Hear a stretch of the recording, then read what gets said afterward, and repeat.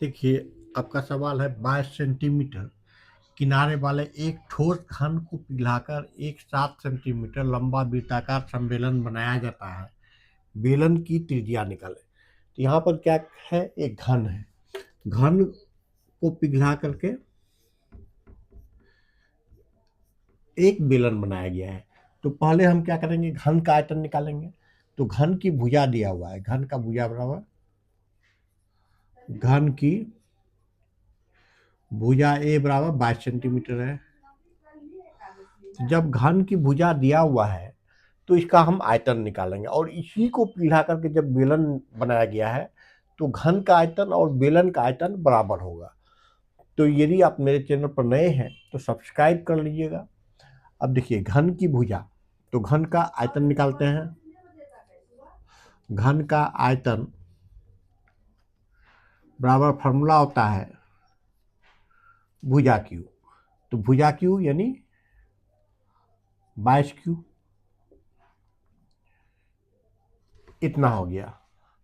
अब देखिए, 7 सेमी लंबा वृत्ताकार सम्मेलन। बेलन की ऊंचाई, बेलन की ऊंचाई दिया हुआ है 7 सेंटीमीटर।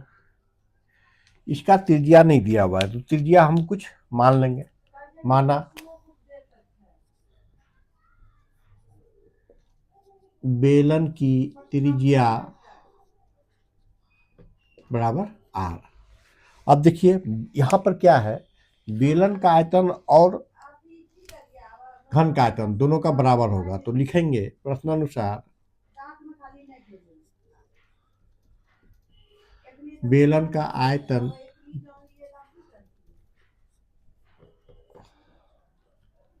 बराबर घन का आयतन।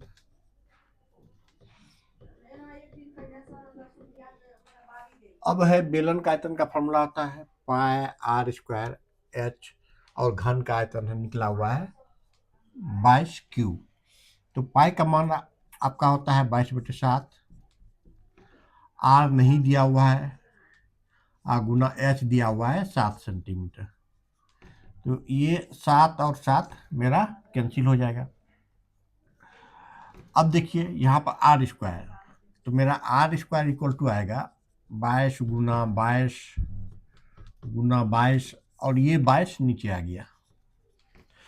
अब क्या कराएंगे, कैंसिल कराएंगे। किससे किससे, ये 22 और ये 22 कैंसिल हो गया।